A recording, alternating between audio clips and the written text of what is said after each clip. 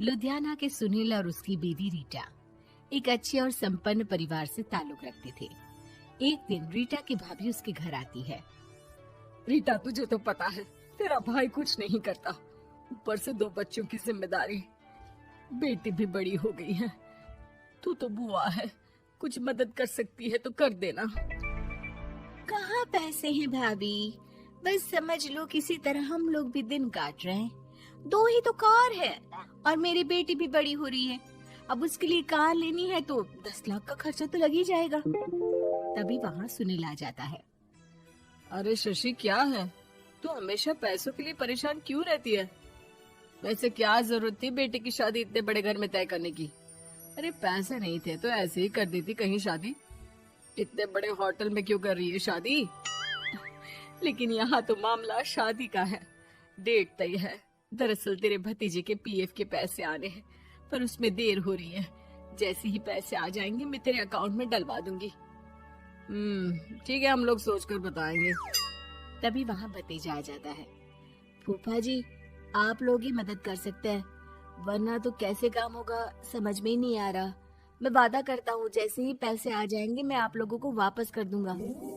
हाँ भाई, ठीक है। अब देख भाई, हमारे लड़के तो सारा दिन घर पर पड़े रहते हैं, ना कमाते हैं ना कुछ कमाने की इच्छा रखते हैं।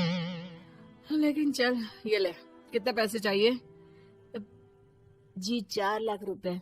ठीक है, लेकिन पैसे ध्यान से वक्त पर वापस लौटा देना। सुनील मुसीबत के वक्त बीवी के भतीजे की मदद तो कर देता है, लेकिन उन लोगों के जाने के बाद देख ले रीटा, तेरे मायके वालों ने मांगा तो दे दिया, वरना इन लोगों का मुझे कोई भरोसा नहीं है। अरे क्यों भरोसा नहीं है? इससे पहले तो कभी इन लोगों ने आपसे मदद भी नहीं ली। हाँ, ली तो नहीं, लेकिन पैसे की किल्लत ही रहती है ना इन लोगों के पास। अरे ठीक है ना, नहीं लौटा पाए तो भतीजे के ससुराल से निकाल देंगे। सुना है बड़े घर में शादी हो रही है। सुनील और रीटा पैसे तो दे देते हैं, लेकिन अगले रोज ही।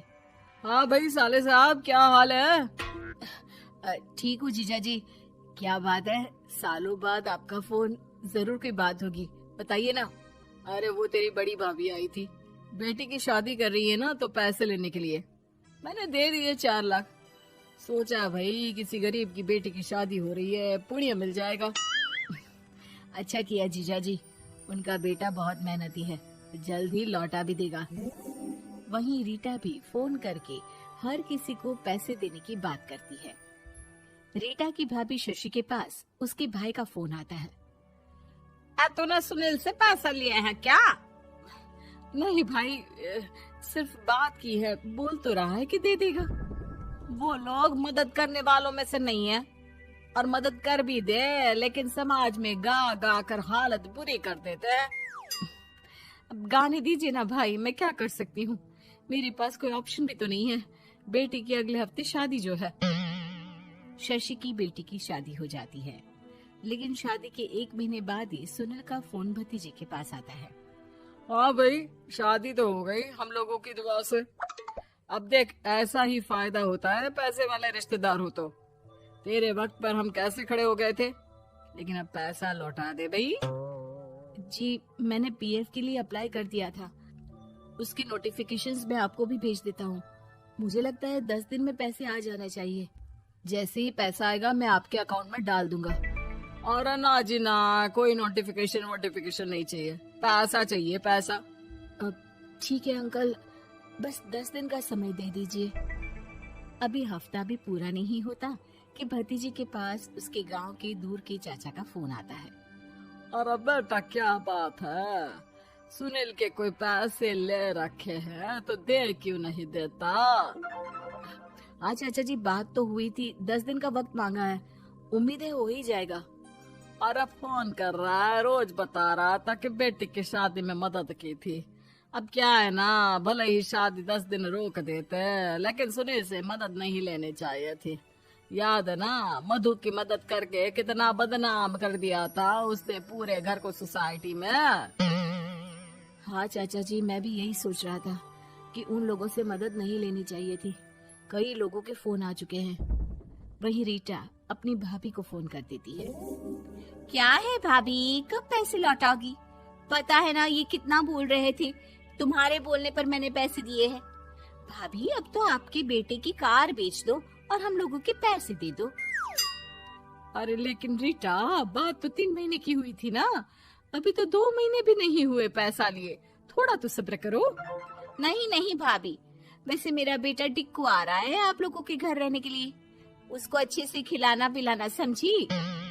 भाभी को समझ में नहीं आता कि वो क्या करे। वो बेटे से बात करती है। अरे माँ, इन लोगों से मदद लेकर सच में बहुत बड़ी गलती कर दी। मुझे खुद समझ में नहीं आता कि कैसे इन लोगों के पैसे जल्द से जल्द दे दूं। तभी डोरबेल बजती है और रीटा का बेटा टिक्कू घर में आता है। आओ बेटा, मामी के घर पहली बार आए हो रहने? आप पापा बोल रहे थे कि आप लोग पैसे का ब्याज तो दे नहीं पाओगे, तो तब तक मैं यहीं रह लूं। और हाँ, मैं एसी के बिना नहीं सो पाता। आप लोग अपना देख लेना और पैसे जल्दी लौटा देना, क्योंकि मैं थोड़ा जल्दी जाना चाहता हूँ। रीटा का फोन शशि के पास आता है। भाभी, पैसे कब तक दोगे? बेटे की विदाई के बाद शशि के घर का माहौल बिल्कुल बदल जाता है। वो हर वक्त बेटे से उसके पीएफ के पैसे पूछती, और पीएफ यानी कि सरकारी काम आजकल में पूरा 1 महीना और बीत जाता है। भाभी, मैं और ये अमेरिका जा रहे हैं, घूमने के लिए पैसों की बहुत जरूरत है। रीटा, मैं पूरी कोशिश कर रही हूँ कि जल्द से जल्द पैसे का इंतजाम कर दूं, लेकिन पक्का नहीं बोल सकती।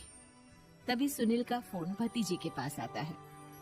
देख माना 3 महीने की बात हुई थी पैसे लौटाने के लिए, लेकिन अभी मुझे पैसों की काफी जरूरत है। मैं अमेरिका जा रहा हूँ, तो पैसे मैंने किसी से ब्याज में पकड़ लिए हैं। तू हर महीने 4 लाख का 20,000 ब्याज डाल देना मेरे अकाउंट में। सुनील फोन रख देता है, लेकिन भतीजा काफी परेशान हो जाता है। वो ऑफिस से शाम को घर आता है कि माँ पूछती है, क्या हुआ बेटा? बेटा माँ को सारी बात बता देता है। माँ भगवान के सामने हाथ जोड़कर खड़ी हो जाती है और रोने लगती है कि तभी बेटे का मोबाइल पर मैसेज बजता है।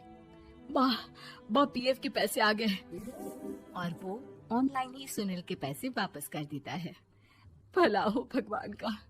लेकिन आज एक बात तो समझ में आ गई, मदद हमेशा उन लोगों से लो जो मदद के बदले आपसे मदद में दी गई रकम ही वापस लें, ना कि समाज में आपकी इज्जत।